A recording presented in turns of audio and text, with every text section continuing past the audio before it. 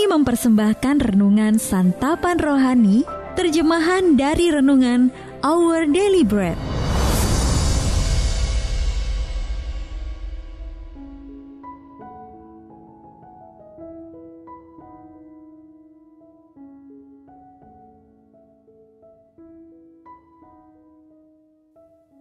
Sahabat ODB, pembacaan Alkitab hari ini terambil dari 1 Tesalonika, pasal yang keempat ayat yang ke-13 sampai dengan ayat yang ke-18. 1 Tesalonika pasal yang keempat ayat yang ke-13 sampai dengan ayat yang ke-18. Kedatangan Tuhan.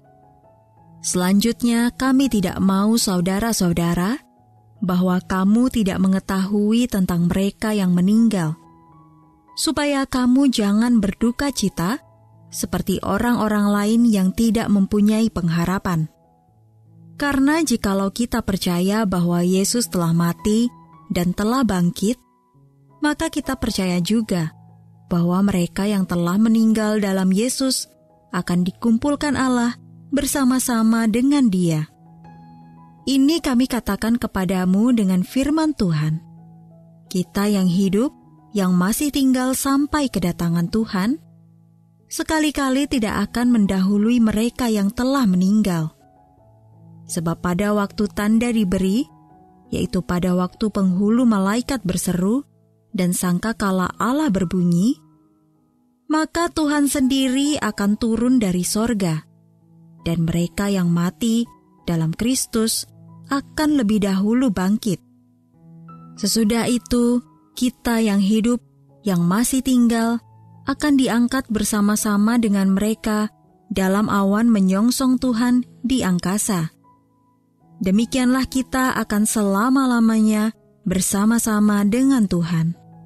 Karena itu, hiburkanlah seorang akan yang lain dengan perkataan-perkataan ini.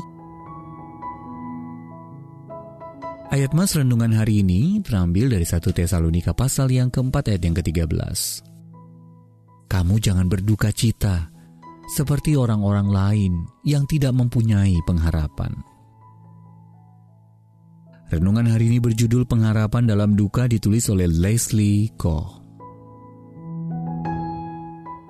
Lois adalah seorang anak perempuan yang aktif, ceria, dan menyenangkan semua orang yang dijumpainya. Sayangnya pada usia 5 tahun hidupnya direnggut oleh suatu penyakit langka. Kematiannya yang mendadak mengguncang kedua orang tuanya, Dede dan Peter.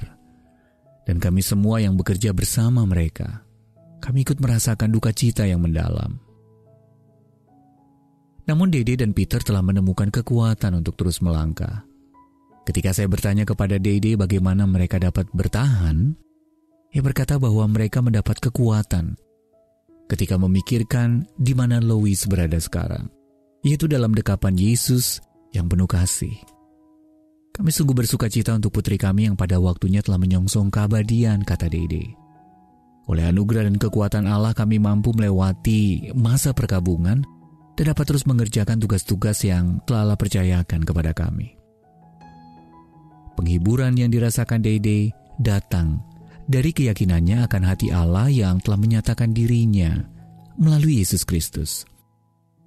Pengharapan yang diberikan Alkitab bukanlah sekedar optimisme buta, melainkan kepastian yang absolut berdasarkan janji Allah yang tak akan pernah Dia ingkari. Dalam duka cita kita dapat bergantung sepenuhnya pada kebenaran agung itu. Dan itulah yang dinyatakan Paulus untuk menguatkan orang-orang yang berduka karena ditinggalkan teman-teman terdekat. 1 Tesalonika pasal 4 ayat yang ke-14 berkata, karena jikalau kita percaya bahwa Yesus telah mati dan telah bangkit, maka kita percaya juga bahwa mereka yang telah meninggal dalam Yesus akan dikumpulkan Allah bersama-sama dengan Dia. Kiranya pengharapan pasti tersebut memberi kita kekuatan dan penghiburan hari ini, bahkan di saat kita berduka.